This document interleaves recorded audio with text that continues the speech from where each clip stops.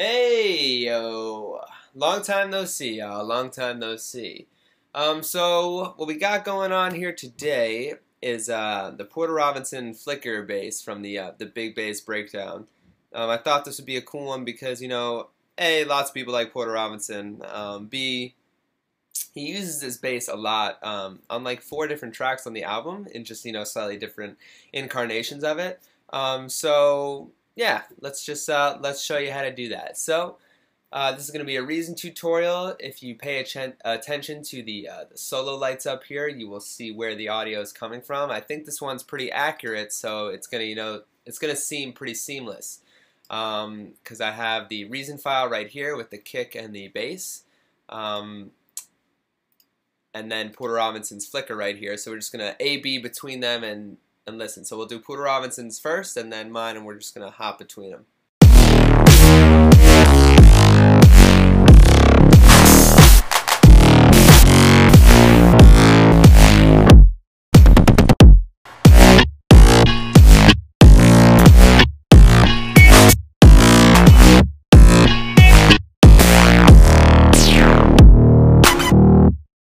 Okay, so as you can hear, I think I did a pretty good job on this one. So what we have going on in that reason file is our flicker bass right here, and you might be looking at this like, yo, I don't have the VK1 Viking synthesizer, I can't do the sound. Or yo, maybe you're like a massive user and you think, yo, I don't have reason, I can't do the sound, but all that is just, not true. Because all we have going on here is 3 saw oscillators slightly detuned from one another to create a phaser effect, some white noise, and a filter envelope with a low-pass 4-pole filter, making it seem a little plucky and stuff like that. And then that runs through a vocoder and some analog tape-style distortion, even though when I made the patch originally, I'm pretty sure I was using tube, but tape or tube, either way, analog-style distortion here. And then a little bit of compression and this gain thing, which is totally irrelevant to make it a sound. And then if anybody's wondering about the kick, it's just a Vengeance sample that has been reduced in time a little bit so that it's only like 0.1 of a second. And then it gets saturated real hard. And that's about it, like you don't need to do shit to Vengeance samples. Alrighty then. Okay, so without further ado, let's walk through this bass.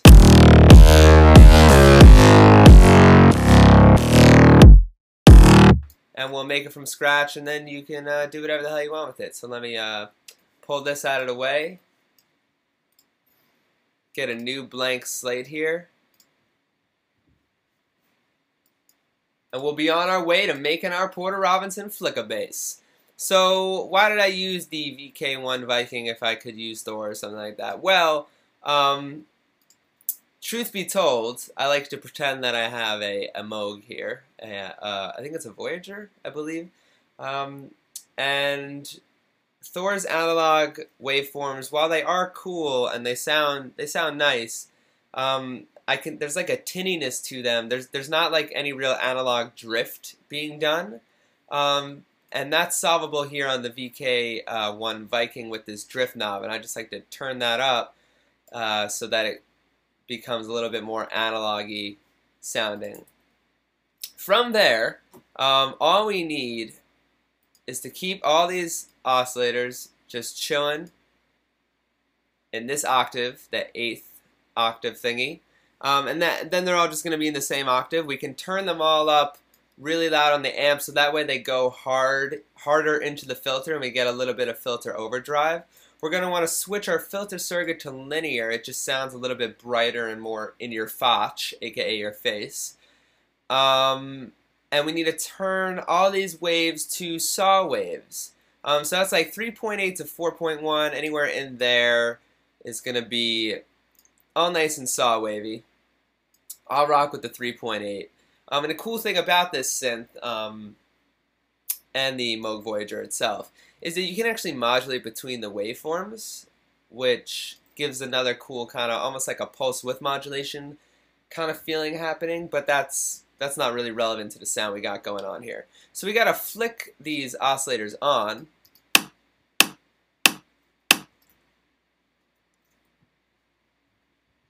And I need to get my my flicker notes back. For some reason they're gone, so let me grab those from the other file. Very good. Bam! Alright, so now our notes are in there.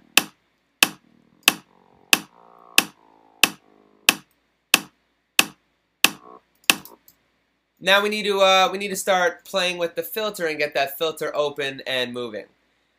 So by default, when we load up a new patch here, we want to make sure that our keyboard tracking of the filter is not on, because that's going to inherently make our bass notes darker, because the filter frequency cutoff is going to be changing depending on what note we play, what MIDI number is received by the synthesizer. So that way when we open the filter all the way up, we get the full brightness of that filter.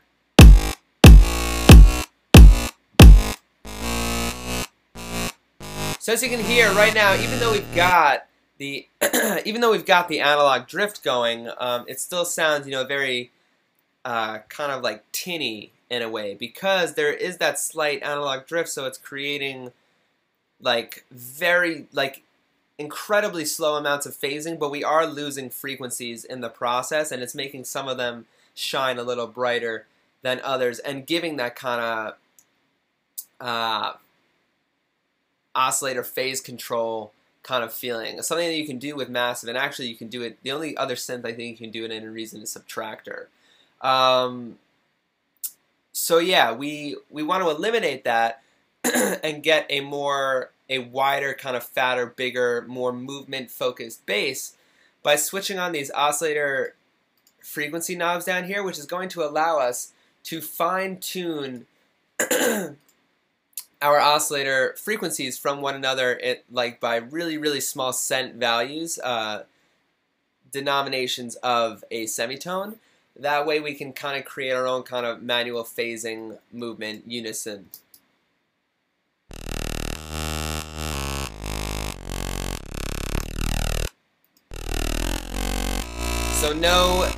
So that would be with no, detuning, and then obviously with the detuning,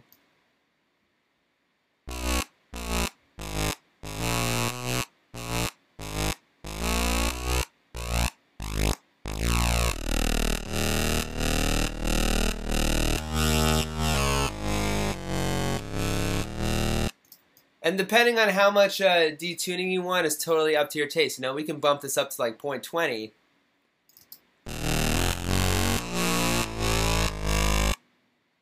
But then we won't get, that slow kind of comey movement there. The next thing we got to do is change our noise generator to generate white noise instead of pink noise, so that it's all nice and bright. Pull it down to about 5.0, turn it on.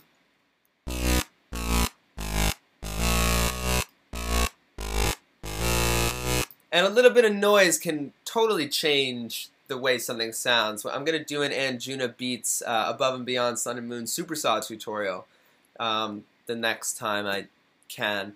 And the way that noise can change the perception of a sound is absolutely crazy, especially when we run it through distortion a little bit later on. It's going to make the whole thing seem way brighter, way crunchier, and way more in your face, as well as dirtying up the signal. Because this is white noise and there's no built-in high-pass filter here, we're getting, all the frequencies in the low end also, which is making the signal seem, that much more analog-y, even though it's like a stupid thing to say. Okay, the next thing we need is some filter pluck movement, and that's no big deal. We just bring this value down to like somewhere around 400 hertz.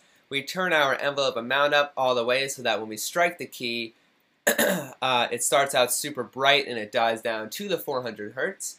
We bring the sustain down all the way to 0. That way we end at 443 hertz, or we end at whatever our filter frequency cutoff is. And we bring the decay down, the decay value, excuse me there, we bring the decay value down to about half a second is like a nice pluck area.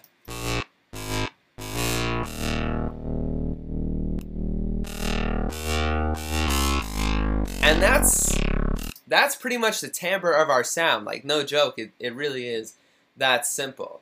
What we can do to spice it up, and what I've heard Porter do in the past, or maybe this isn't what he's doing, I'm not friends with Porter Robinson. I don't know what the hell he does on his tracks.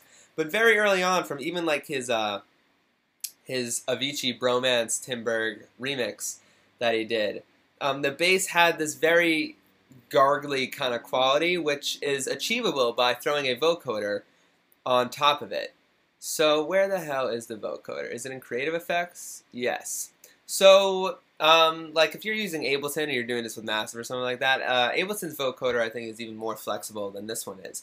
But what we can do here is we can just flip it on the equalizer mode, leave it on this 16 band, which is actually kind of like a form of bit reduction in a way, where we're limiting the signal to only shoot out of this resolution of band, frequency band, which in turn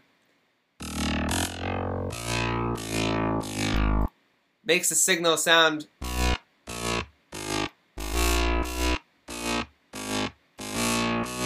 a little bit slimier, garglier. It's hard to explain. But it sounds really, really cool. And if you're ever like stuck in a rut with like a sound design kind of thing, like something's just not interesting you enough, just try throwing the vocoder on it and playing with the band amount, and you might be pleasantly surprised at what it does for your sound. So the next thing I'm going to do is I'm going to throw on a Scream Forward Distortion. Switch it down to tape mode, even though I'm pretty sure when I first did this it was on tube.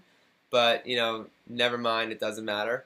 And now we're just going to be, beefing up the low end with some saturation because, it's tape distortion. It's one of the analog flavors of distortion. We're going to beef the low end. We're going to add a little bit of higher harmonics. I'm going to square out the signal, truncate the peaks of the wave.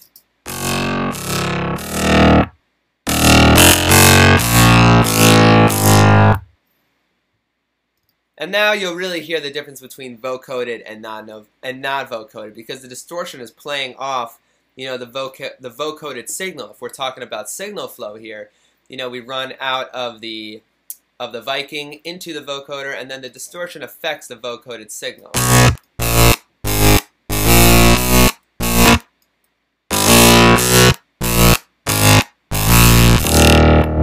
So without the vocoder here, we're really losing, what makes this sound interesting in the first place, because otherwise it's just 3 saw waves with a little bit of detunage. And then from there, I took it upon myself to add some gentle compression. I'm going for the really fast, really quick release here. And the reason I'm doing that is just because, I'm trying to, this is dance music. It's loud. I don't give a shit about dynamics. I'm bumping it up. I'm doing a little bit of gain reduction because the phasing is going to make peaks happen, especially in the low end. And I'm just trying to keep it a little bit under control. So I'm going to bring my gain down so that we're not doing anything crazy here with the amount of reduction.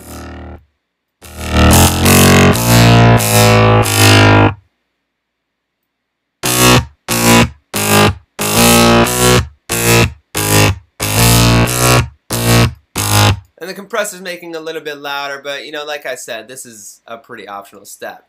Everything that's in here, however, between the scream, the scream, oh my god, I said squeam, between the Viking, the vocoder, and the scream distortion, that's really what's important.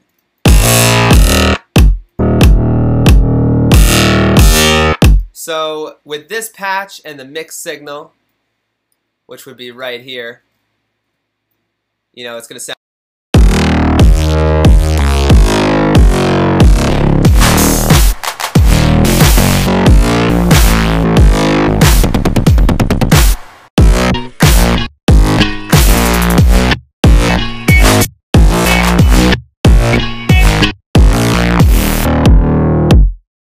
And that's pretty much it.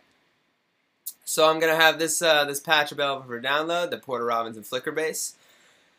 And yeah, that's pretty much it, y'all. Real easy, real simple. Just 3 saw waves, detunage, filter, white noise, vocoder, distortion, and that's pretty much it. I'm gonna do some, kick drum tutorials, a whole bunch of shit I want to do, but it's really just about, when I can. But for now, that's it, and I'll see you next time.